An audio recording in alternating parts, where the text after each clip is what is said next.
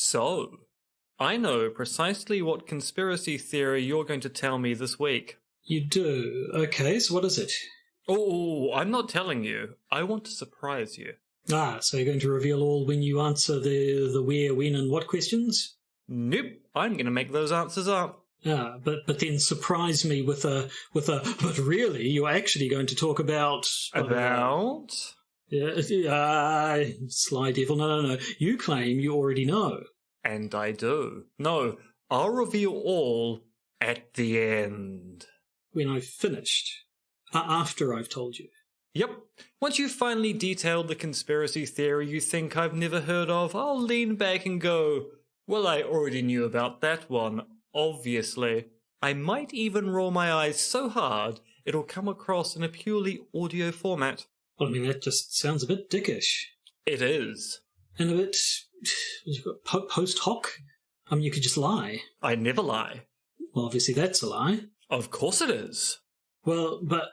So, Anyway, I don't believe you, but... But just in case, I'm swapping back to my emergency backup use in a crisis extra what the conspiracy. No! Yes. Well, you win this round. I guess the world will never hear the true story of Louis XVI's jar of mystery. Okay. Wow. You really did work it out. How? Let's just say I have my methods, and your children love candy. They do, but how are you getting it to them? Oh, I know a man with a van, and no, you don't know him. There's a lot to unpack there. And it's all immaterial. The important thing is our listeners will never find out what was inside that vessel. Probably for the best. I suspect it might have been even more salacious than your sexist conspiracy theory from a few weeks ago. Let's just say the Sun King's essence was not easily contained. But we've said too much.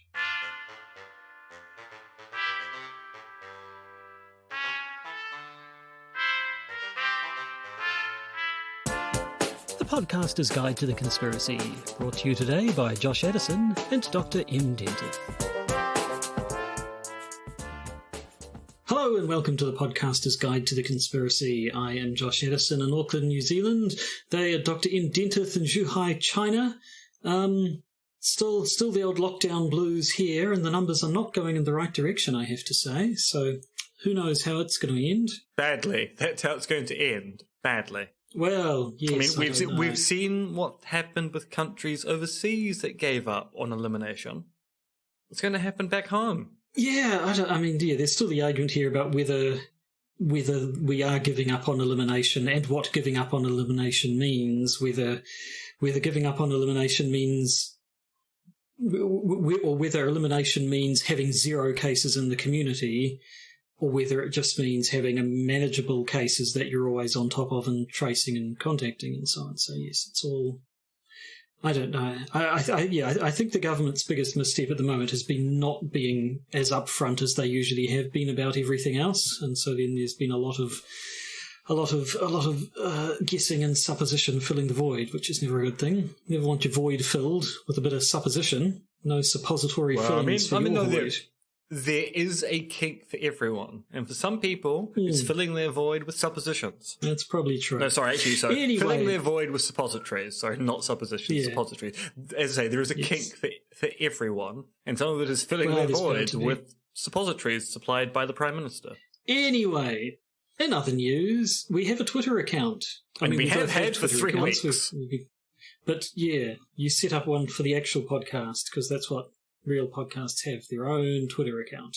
I mean, we're only up to, episode 337, and we finally have our own Twitter account with 4 followers, so, we're doing well. If you also want to be a follower... Should we tell them? I mean, I kind of feel that having mentioned Should we tell them what it is? Should. Or should we make them find... Okay. No, the account is called PodGuideCon, because it turns out that A, Twitter handles have to be below a certain length, and B, all the obvious ones are already gone. So we're PodGuideCon, that's PodGuidecon,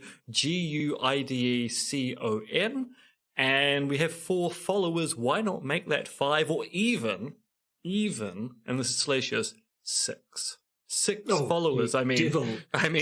Surely we'd get a blue tick if we get 6 followers. Yes, no, we have a Twitter. I mean, we've, I'm sure, have mentioned. In fact, is it still in the little bit at the end what our actual Twitter accounts are? No, because I had to. I don't think it is anymore. Trim everything down to 20 seconds to fit the podcasting deck, which of course we're no longer reliant on because we're not recording in person and doing live broadcasts.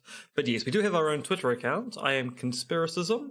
And you, Josh, are? I am Monkey Fluids, for reasons that those who have known me for a while will be familiar with, and for the rest of you, it'd probably take too long to explain. Well, precisely. I think that's all we have in the way of preamble. So it is once again a What the Conspiracy Week, and it is now my turn to dazzle the good doctor with a conspiracy that I'm going to assume you haven't heard of, but who the hell knows, quite frankly. We'll find out very shortly. And actually, before we move on to that, though, for people who are keen listeners of this podcast, I'm assuming if you've stuck with us this long, you are one of those. And we've only mentioned this in the bonus episodes recently, but the last few weeks we've been having some technical issues recording this podcast. We have at that, yes. So our usual system of recording the podcast, for some reason, as a service, does not work. So the last 2 episodes were recorded via Zoom. Zoom introduces some really interesting compression into the audio, which why if things have sounded different recently, it's probably that. This week, even Zoom was causing us issues, so we're using Skype. Next week, I suspect we'll be doing things by carrier pigeon or even just lighting bonfires. Who knows? But at the moment, we're having systemic technical issues. So if you're noticing a change in sound quality, then you are noticing something that's real. If you're noticing a change in quality in the podcast, well, you know, that's just what happens when a podcast gets to almost 340 episodes in length. Yep, that is basically true. So I think with that out of the way, play one of those little sting... Oh, does the sting... We haven't tested if the sting board works over Skype. Push a button quickly, quickly. Well, I can hear that, so I assume you, the listener, can as well. So in that case, play the What the Conspiracy sting, and we'll get on with it. It's time to play What the Conspiracy.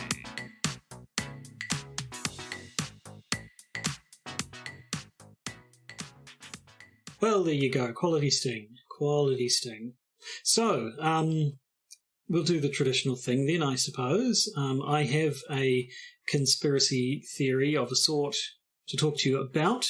And so I'll ask you to guess what you think it might be about, when it happened, and where it happened, not necessarily in that order. I like how you said of a sort. So I feel as if you're going to lead me down a garden path to a certain extent.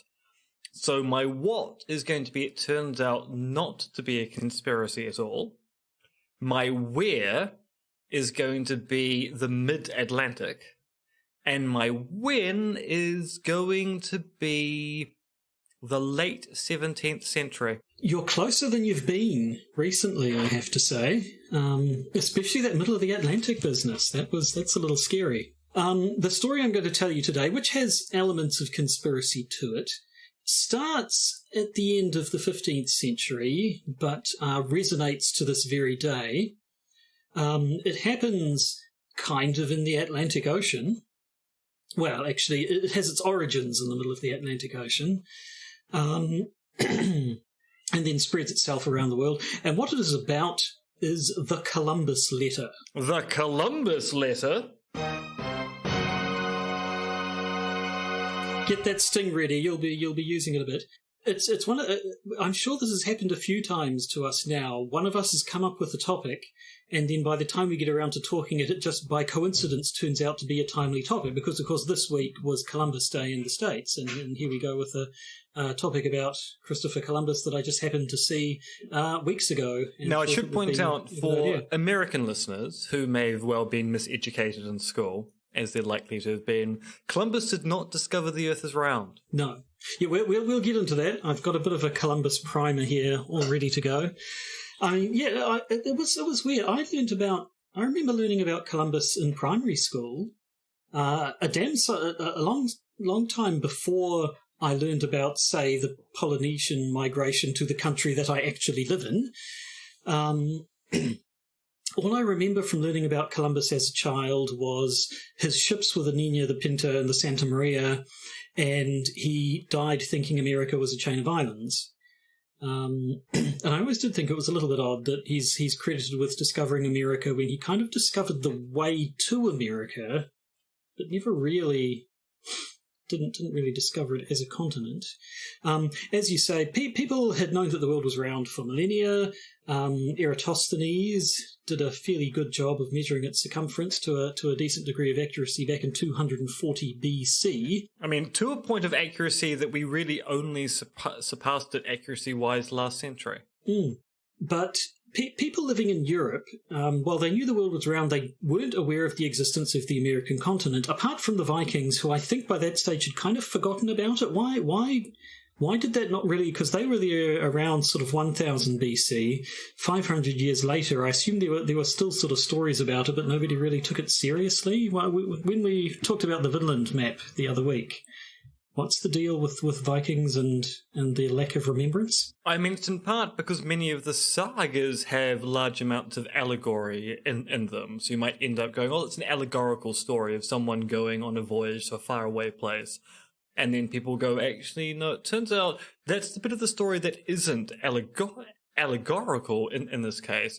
And there's also the fact that because the Viking community was not a centralized civilization, but a decentralized one, it was quite possible for this kind of information on the fringes of Viking society to never become kind of part of the orthodoxy of their kind of lexicon of knowledge claims. So that's kind of why they could do something quite spectacular, traveling all the way to the coast of North America, and then kind of not actually making it into the history books per se until well after the fact. Anyway, that's all by the by. By the end of the 15th century in Europe, as far as anybody knew, there was nothing but open ocean in between sort of Portugal and, like, China. And knowing how far that distance was, people sort of thought there was no way you could possibly sail from one to the other.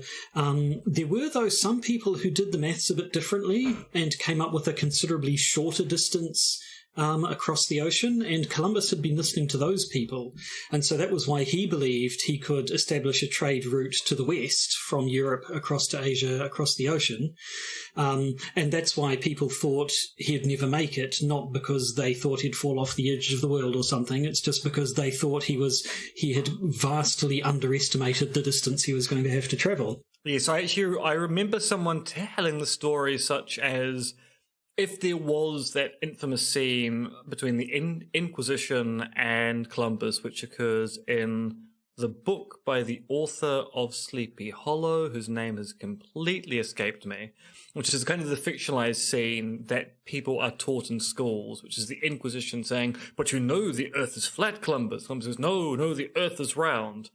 And people are going, well, that never happened. Even the author admits he made up that chapter as a kind of narrative device. But if there was anything of an equivalent scene in Columbus's actual life, it would have been people saying, you realize the world is very, very big and you'll never make it back. And Columbus going, no, the world is very, very small. I'll make it back with ease. And Columbus was wrong, but he was also quite But he was fortunate. also lucky. Yes, quite fortunate. Yes, he was lucky that there happened to be a stinking great continent in the middle that gave him something to land on. He was also... And food and water. And food and water and all sorts of stuff that we... And slaves. He was also... Well, that's, yeah, as what I was going to get to is he was also a bit of an imperialist asshole, even by the standards of the time. So he did his first voyage was 1492. By 1500, he was the governor of the colony that he had set up on what is now the Dominican Republic, I think. 1500, he was arrested and packed off back to Spain because of how tyrannical he had been ruling. There was a document, which is not the document I'm going to talk about, but another document was rediscovered in 2005, 500 years after it was written, by the fantastically named Francisco de Bobadilla, a member of the Order of Calatrava, who was Columbus's replacement, who was commissioned by the king and queen to do a report into exactly what he'd been up to, and he wrote this 48-page report detailing all the horrible things, all the horrible disproportionate punishments Columbus had been meting out at his whims, and what an awful manager he'd been. But anyway, on his first voyage in 1492, he landed. Basically, he hit the Caribbean. He didn't know it was the Caribbean. He thought it was India, or he thought it was the Indies, the East Indies or something. Hence why he started referring to the natives as Indians, and why people continue to do that for hundreds of years afterwards.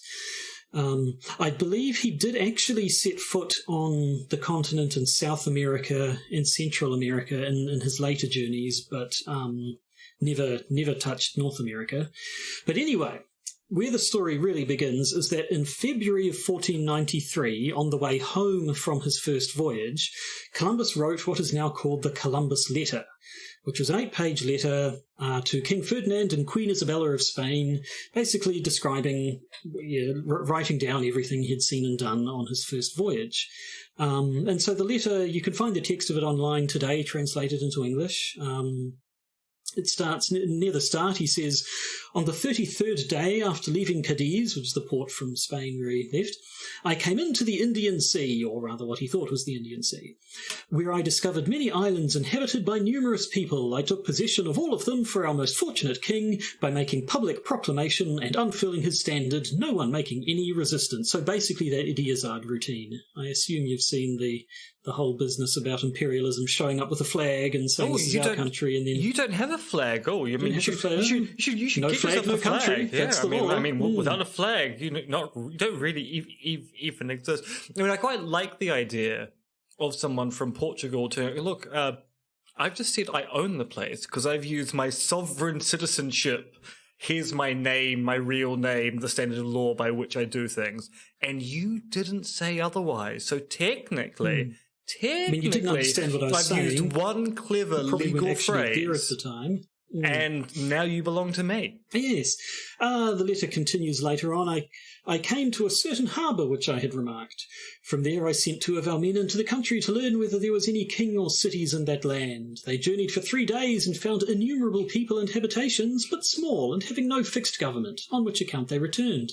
Meanwhile I had learned from some Indians whom I had seized at this place, get back to them, that this country was really an island. And so he talks about these islands that he's discovered, and how lovely they were, and how beautiful the trees and the birds, and just how generally nice they were to be on.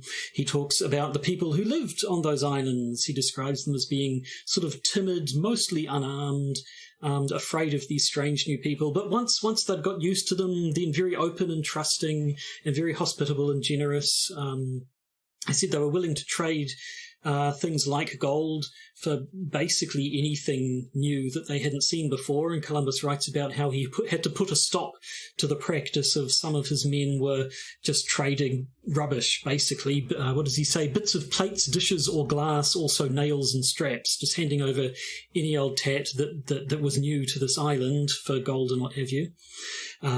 He was quite pleased to see they had no idols, but believed that all power came from the heavens, making them suitable for converting to Christianity. He says about those quote-unquote Indians that he quote-unquote seized, as soon as I had come into the sea, I took by force some Indians from the first island, and that they might learn from us, and at the same time tell us what they knew about affairs in these regions. This succeeded admirably, for in a short time we understood them and they us, both by gesture and signs and words, and they were of great service to us. They are coming now with me, and have always believed that I have come from heaven, notwithstanding the long time they've been and still remain with us. They were the first who told us, wherever we went, one calling to another with a loud voice, Come, come, you will see men from heaven. Whereupon both women and men, children and adults, young and old, laying aside the fear they had felt a little before, flocked eagerly to see us, a great crowd thronging about our steps, some bringing food and others drink, with greatest love and incredible goodwill. And basically, as you read through the whole thing, it pretty much just ends up being a sales pitch to the king and queen to say, hey, if you give me a bit more money, I can come back and make more voyages and sort of start bringing back some of this good stuff that I found for you. So right near the end, he says, Finally, to sum up in a few words, the chief results and advantages of our departure and speedy return, I make this promise to our most invincible sovereigns, that, if I am supported by some little assistance from them, I will give them as much gold as they have need of, and in addition spices, cotton and mastic, which is found only in Chios, and as much aloe wood, and as many heathen slaves as their majesties may choose to demand. Besides these, rhubarb, so not just slaves, but rhubarb. Got to have rhubarb with your slaves. Besides these rhubarb and other kinds of drugs, which I think the men I left in the fort before alluded to have already discovered, or will do so, as I've delayed nowhere longer than the winds compel me, except while I was providing for the construction of a fort in the city of Nativity and for making all things safe. So basically, yeah, this letter gave a big description of what he'd done, what he went, saw and did on his voyage, and then ends with and hey, if you'd like some more of that good stuff I just described, then including rhubarb, then like and subscribe. Yep, bit of that rhubarb. I mean, I do like rhubarb.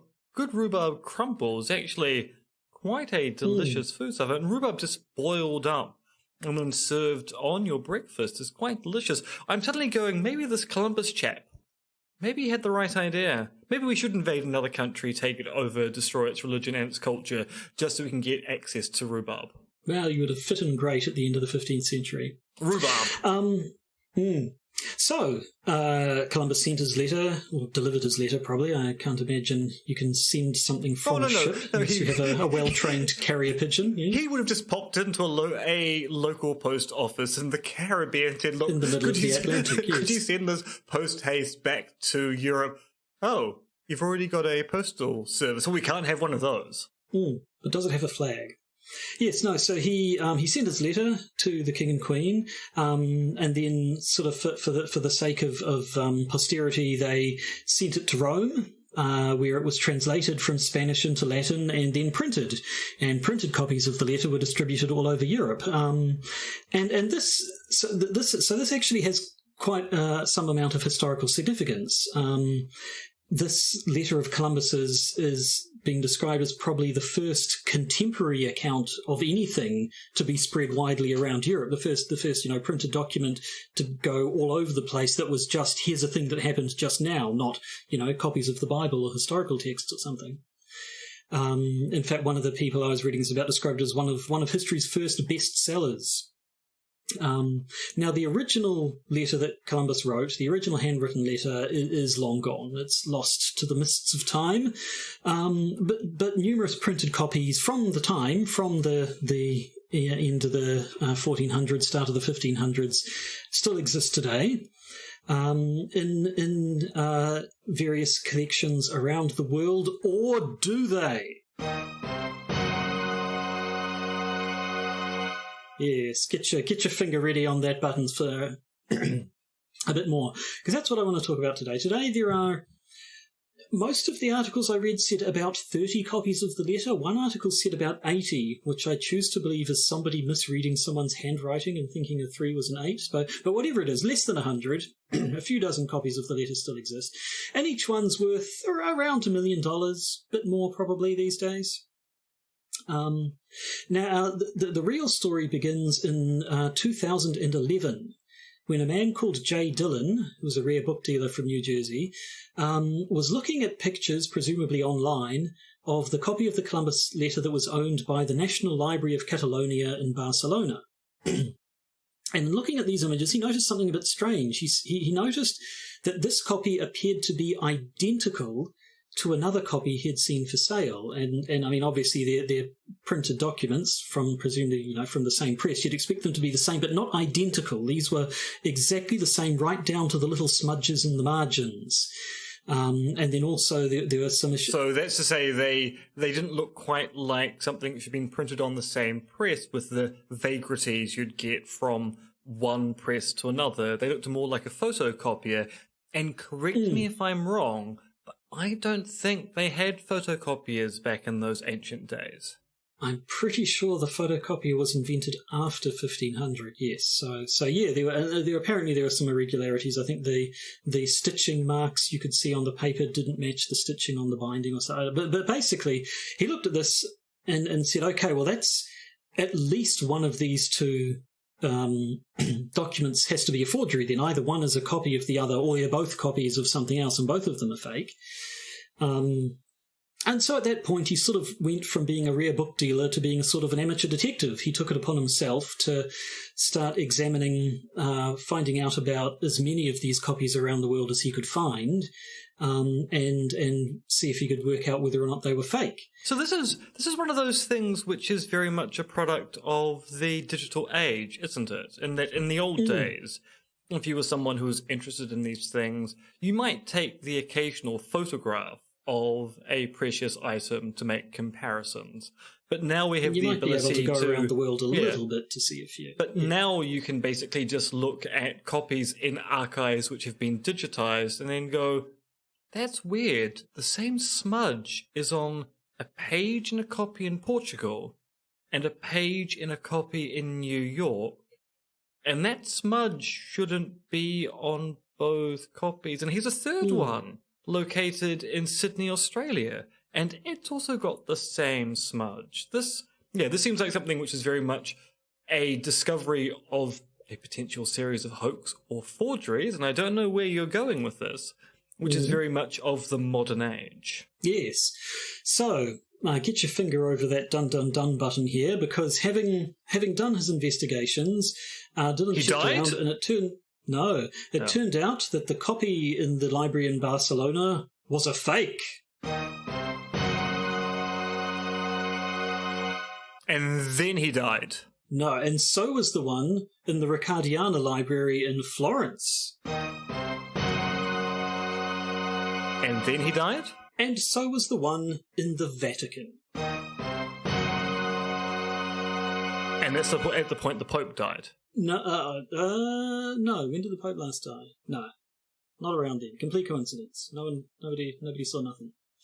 So this was the point when people really started to pay attention, because it suggested that somebody had managed to steal a document from the Vatican's library and replace it with a forgery. And so of the various fake copies that were around, the Vatican was the one that by far got the most press. So the actual document that the Vatican thought it owned was a copy that was printed in Rome by a fellow called Stefan Planac in 1493. The Vatican themselves had received it in 1921 as part of a bequest of rare books and manuscripts that had belonged to another fabulously named gentleman, Mr. Giovanni Francesco de Rossi, who was only listed as a 19th century bibliophile, and quite frankly something we could all aspire to, I think. The document was listed in a catalogue of 15th century works that was put together in 1934, as apparently sort of described in detail in this catalogue. And that's about all we know for certain. So back to the investigation, and Mr. Dillon, the amateur detective, then decided it was time to go to the professionals. But he thought, rather than going straight to these libraries that he was pretty certain had a forgery on their hands, he thought if he went straight to them, he might risk tipping off the thieves if it was a recent theft, who might, who knows what they might do, might destroy the original or run away and hide and they'd never get it back or what have you.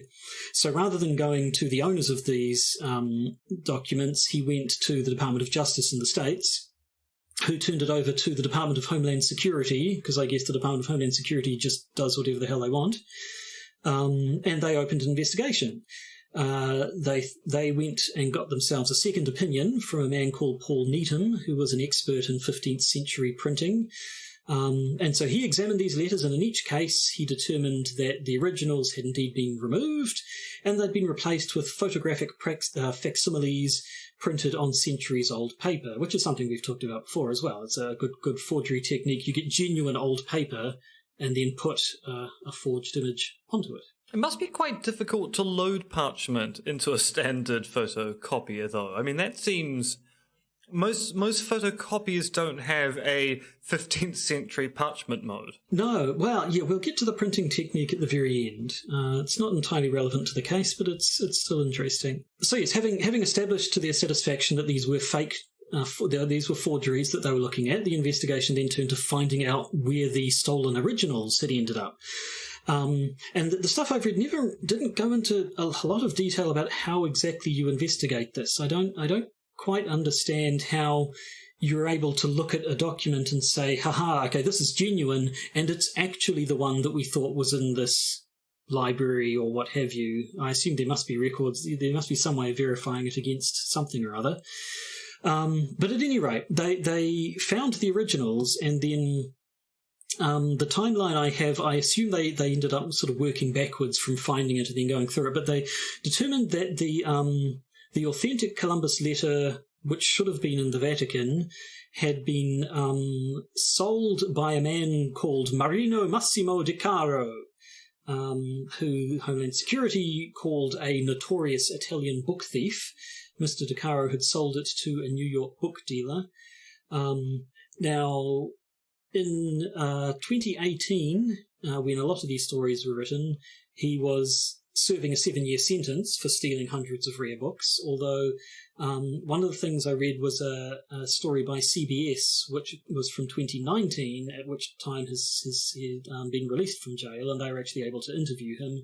And he said that while he may be a book thief and indeed a forger, he was not the thief nor the forger behind these specific documents. He claimed he had sold 2 copies of the Columbus letter himself, didn't say whether or not they were forgeries, but did insist that he had nothing to do with the forging of them. Now, after he sold it to this book dealer in New York, it was then bought in 2004 by a man called David Parsons, who was an actuary and rare document collector in Atlanta, Georgia.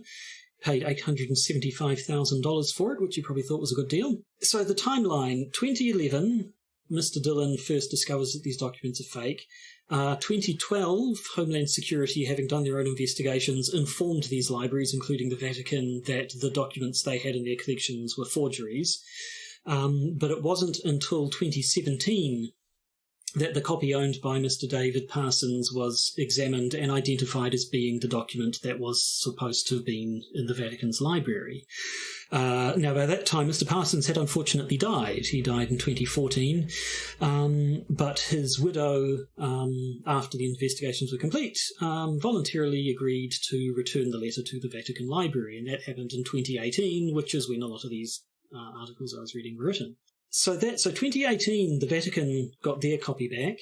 Around the same time, the copy that was in the library in Barcelona was also identified and retrieved and returned back to them. I don't know where that one turned up. That's the one nobody cared about, because all anyone was interested in was this Vatican document. The one from the library in Florence had already been returned in 2016. Guess where they found that one? In the Vatican?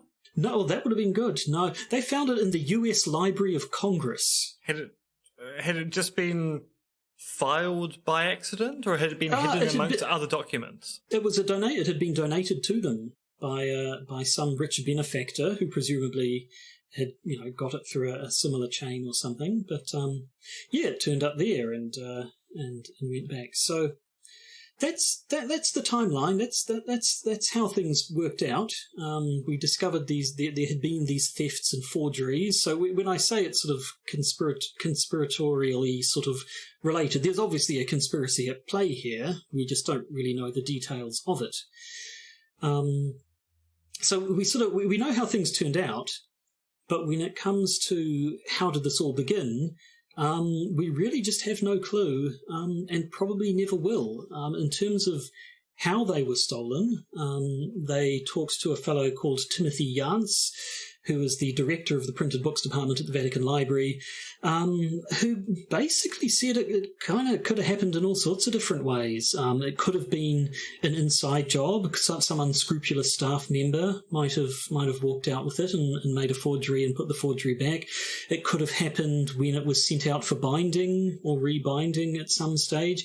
He couldn't even rule out whether or not the forgery, the switch had even happened after the Vatican got their hands on it. It's possible that this collection of documents that was bequeathed to the Vatican already contained the forgery, which again makes me wonder how the hell would you have known what the original one? I don't know. At any rate, the point is there are a bunch of ways it could happen, not helped by the fact that up until 2007, the security in the Vatican's library was pretty lax. It wasn't in a public library. This wasn't. It's not like anyone could walk in. It was only the staff, and you needed to be some sort of, an academic wanting these documents to study them for some reason or other. But there was not a lot of actual security around it until 2007, when they got a bit of a major upgrade with proper actual security and cameras and all of that business. But I guess when you're working for God, you might think that God would actually look after your artifacts for you. Thanks, God. Thanks. Yeah.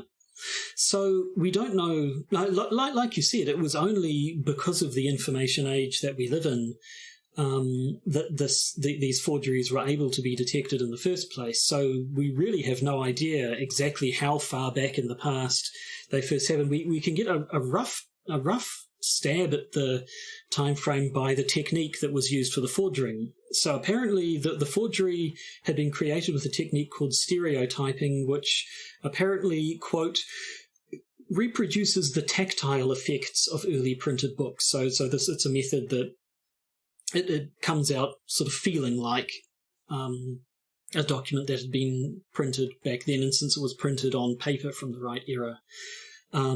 And apparently this technique of producing a document this way was popular during the 19th and 20th centuries. So we know didn't happen hundreds of years ago, but it could have happened 100 years ago, if a little bit more.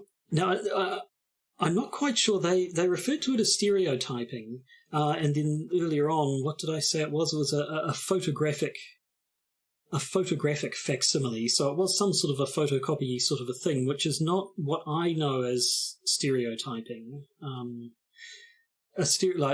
I don't know if you're aware, the word stereotype that we use today is sort of a metaphorical mutation of the original word stereotype, which is about movable type printing. And an actual stereotype was you get your movable type, all your little letters, and you put them together to make a typeset form. And then you take a mold of that form using paper mache or plaster or something, and then cast a stereotype using that mold. You pour metal into the mold, and so now you have this solid bit of metal rather than being a thing made up of the little typesetting letters, and you use that to print with. And the advantage is you can then take all your typesetting, all your letters, and put them back in their cases and reuse them. You don't need to keep them all stuck in that thing while you're doing your printing. And you can make multiple casts from the mold and print off lots. It was basically just a more efficient way of doing things. And because a stereotype is sort of a thing that is sort of easily reproduced, I think that's how the metaphorical term stereotype as we use it today came around. And that's pretty much all I have to say, except the last, if there's one thing you take away from this, the one thing I really want you to know is that when I was trying to find out what stereotyping was, I read the description of the old type of stereotyping with movable type and found out that the paper mache mold that you make off the type, the technical term for that is a flong. Flong? So, if nothing, I would like you to add the word flong to your vocabularies, because I think it's the best word I've heard in quite a long time, quite frankly. And frankly, I think that flong deserves a...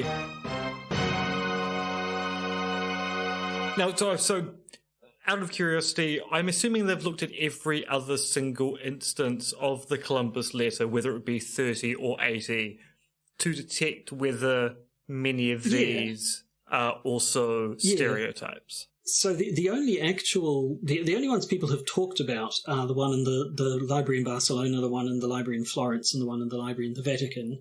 So I don't know if more of them turned out to be fake. But I gather that most of them are genuine, but a few of them had been the victims of some sort of I'd like to imagine heist in the Vatican.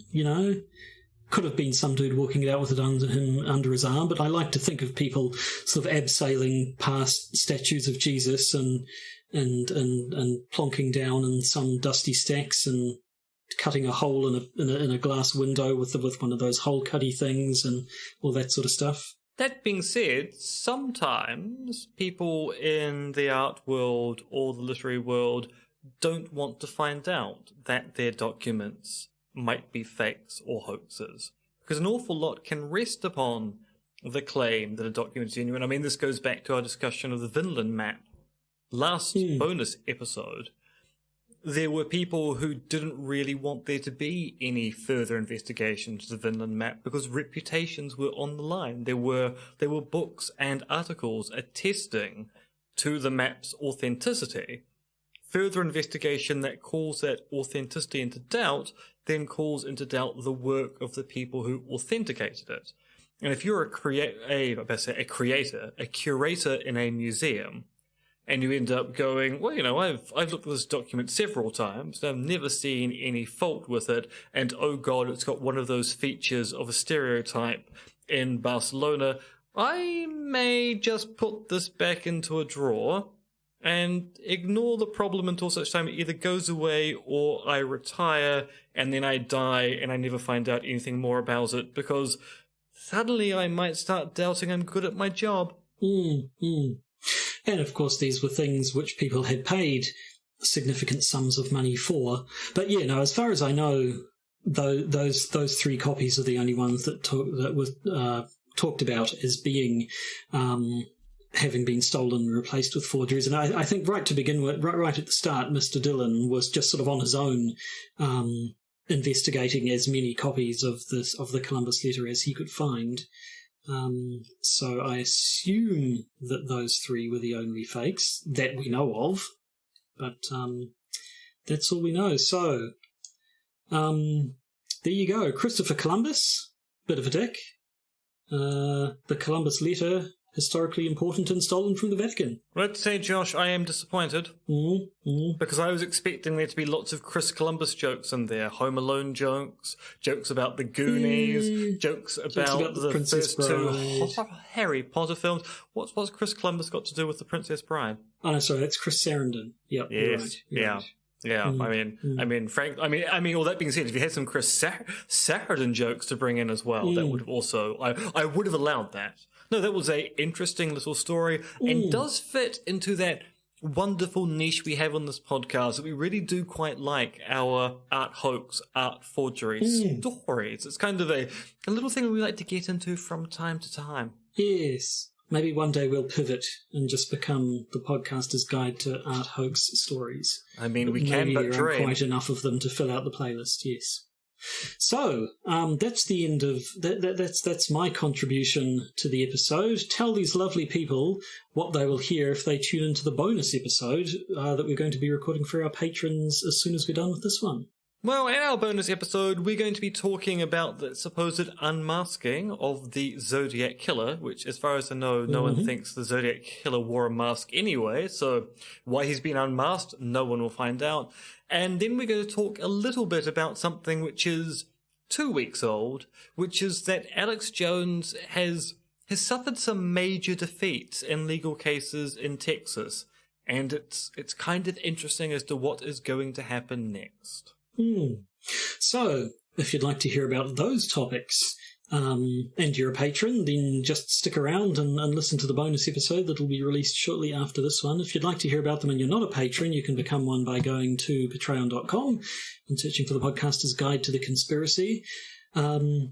If you want to find out about us on Twitter, you can once again go to PodGuideCon as a Twitter username, and you'll find, like 3 or 4 tweets, perhaps, something like that. It's been, yes. I mean, it's a veritable hothouse of intrigue. I'm sure it'll be used as much as the other social media forms like Facebook that we have and don't ever use for any particular purpose. We are very, very bad at promoting our own podcast. Well, yes, that's probably true. Anyway, so I think that's all there is to say. So there's nothing left for me to say except a combination of goodbye and flong. And I'm simply going to say Barcelona. What are you, Freddie Mercury, and what's your name? It's more of a doc. It's more of a Doctor Who thing. Yeah. Okay. You've been listening to a podcaster's Guide to the Conspiracy, hosted by Josh Edison and M. Dentif. If you'd like to help support us, please find details of our pledge drive at either Patreon or Podbean. If you'd like to get in contact with us, email us at podcastconspiracy@gmail.com.